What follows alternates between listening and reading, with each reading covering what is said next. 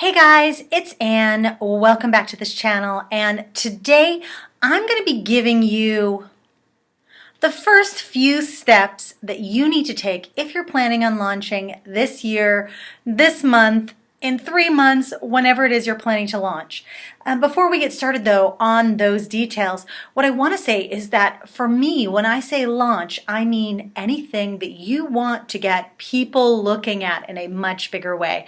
So that could be a new product, a new service that you're going to be offering. Perhaps it's a new website. Maybe it's a website redesign. Maybe it's just your business, your overall business that you want to launch. So here are some really great steps that I think you should take right off the bat before you set a launch date, before you start planning and all that kind of stuff. And before we actually get into it, I'm actually going to go over to a tool that I use quite often for myself, and that is my launch toolkit. So if you go over, and you can find the link down below to AnnSamoilov.com / and I think there's like launch-toolkit, something like that. You can sign up for this, download it yourself afterwards. But for now, stick with me, hang with me. I'll kind of give you the inside scoop on the most important part of the toolkit because it really walks you through those first 10 steps. Now, we're just here in video today, so I'm going to give you the first 3 that I think are really important for you to get going on. And it's stuff that really you need to do anyways if you're thinking about building a business. So if you already have it printed out, great. I did not print it out today, but I do have it printed out and filled out for past launches. So the first thing that you're going to need to do before you actually set your date, you start hiring people if that's what you're planning on doing, is to set some launch goals. And when I say goals, I mean, what is this launch really about? Is this about you getting seen by your industry? Is this about making money? There are various goals that you might set for your own launch. And now for me, most product launches are going to be revenue based. So it's going to be, I want to reach a certain number of people. That might be list growth. And then my main goal is revenue, because this is a business. As a business, you want to be making money, but I want to make sure that you understand that you don't have to do a launch where the goal is money. You can do a launch where your goal is completely list building, getting yourself out there, making sure that people know who you are, going through the process of the launch itself. You can do that even if it's a free offering, kind of like this launch toolkit, which I'm going to tell you more about later, but the launch toolkit itself, I've taken it through various launches as I've updated things when I first put it on my site, and there's nothing in the toolkit to buy. It's a completely free resource. So once you've picked, let's say 3 to 5 things that you want to happen as a result of this launch, just write them down. And there's a little space here to do that. You can't see it, of course. I'm like trying to make it so it doesn't glare. And then these are really going to be your kind of beacons, the things you're going to keep looking to when you're doing your launch. Do I have enough people signed up for my webinar? Did I get enough traffic today? What can I do to get to reach my goals? You will start being able to ask questions throughout your launch, which will help you get closer to reaching these goals.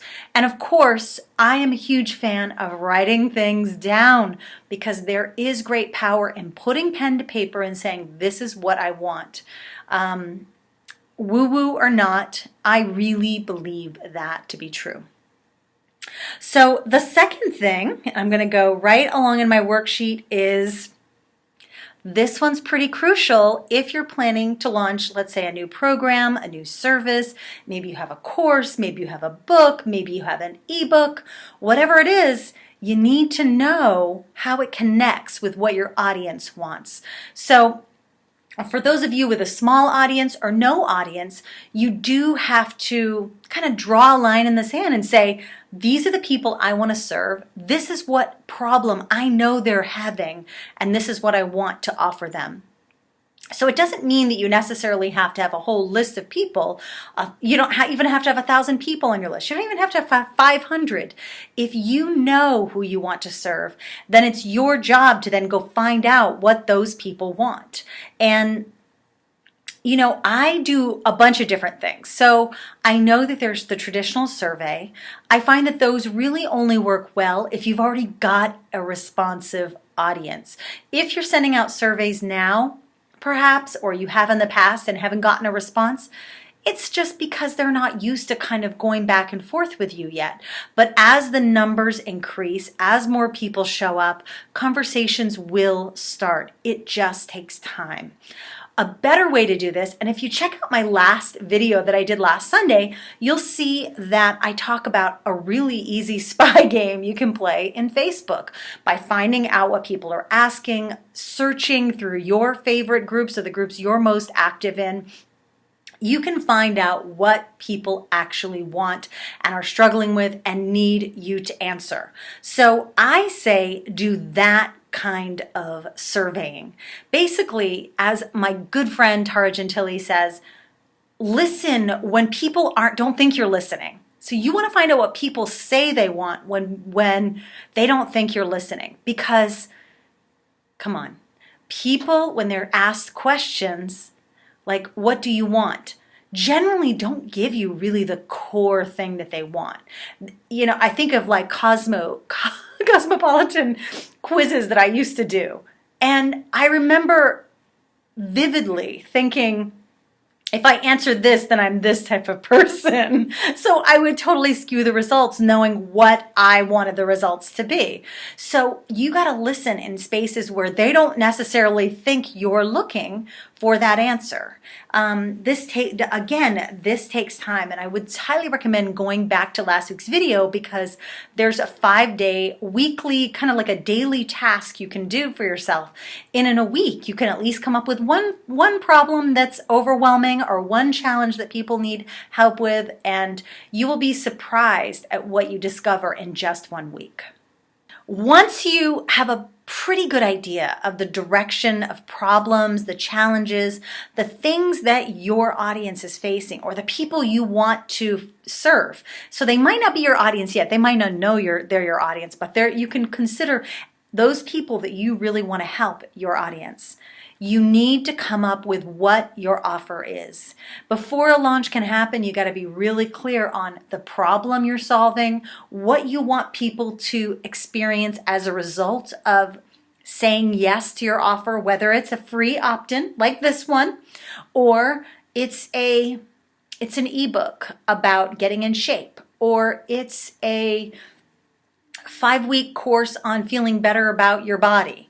Or do you seeing a thing here? I think I might need to go sign up for the Tone It Up girls. Anyways, so basically the offer is where everything stems from. And so what you can do when you start getting some ideas about the questions you want to answer, you can start then go back to those Facebook groups and now really look for people who are struggling with the problem. Really look for those people and start talking to them, reaching out to them personally, and really digging into who they are, what their business is, and how and kind of figure out some of the main questions that they're struggling with and actually help them. You don't have to leave them on the hook thinking, oh, well, they'll be my customer. Help them in the moment. Really offer up yourself and give as much as you can to those people who are really helping you hone down what it is you're offering.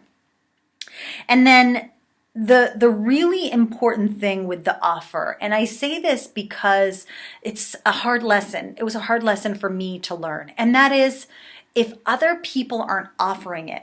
Now, it doesn't mean, or in some way, in some format, it doesn't necessarily mean it's not the right thing to launch. However, it's better to start off with something that you know there's a proven market for. So if you know you have some expertise on specific types of Facebook ads and ad targeting and custom audiences and all that good stuff, then you can clearly look around and see that there are other people offering the same thing. Don't worry about that. And this is another hard lesson that I've had to learn, is that you can uniquely give very similar information, but it's going to be from your point of view. You're not going to be going into another person's program. You're going to be sharing with people what you did. So think about looking at what you're offering, and don't be afraid to say, okay, well, there are a few people who are offering this type of product, service, offer, opt-in, whatever, but actually that's good, and here's how I can make mine different. And that's where I'd start. Now, I know these three things that I just shared with you, the offer, the finding out what your audience wants, and setting your launch goals. Those are big guns. And there are only 3 of the 10 big guns in this workbook, which is recently updated in the Launch Toolkit, which is absolutely free. And my goal for you is to go through this, and here's the secret, which is not a secret anymore because I constantly tell people, go through this, write it all out, like get it out of your system. Do as much research as you can. Follow kind of like an answer all of this over and over again as much as you can. I know it might seem like you're beating a dead horse, but do that.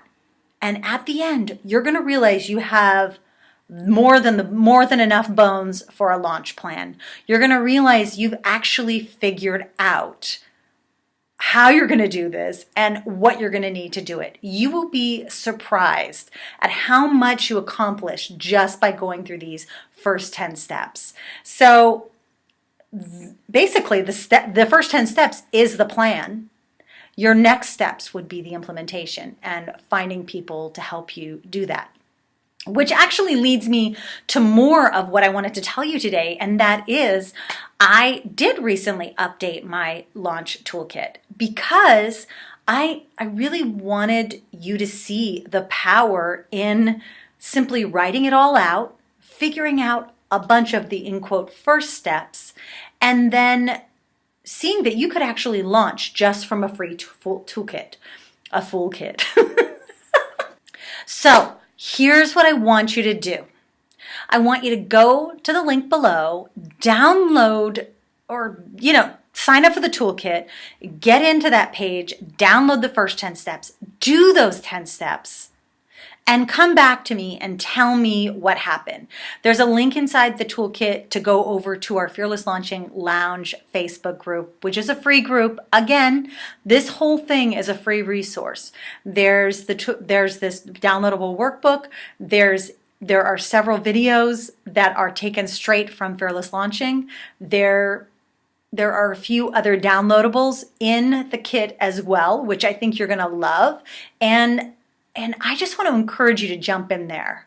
And okay, so the reason really is because I'm about to kick off this crazy series of like a month-long kind of extravaganza of content and guidance and teaching for you to make sure that by the end of the month, you're well on your way to getting your launch together.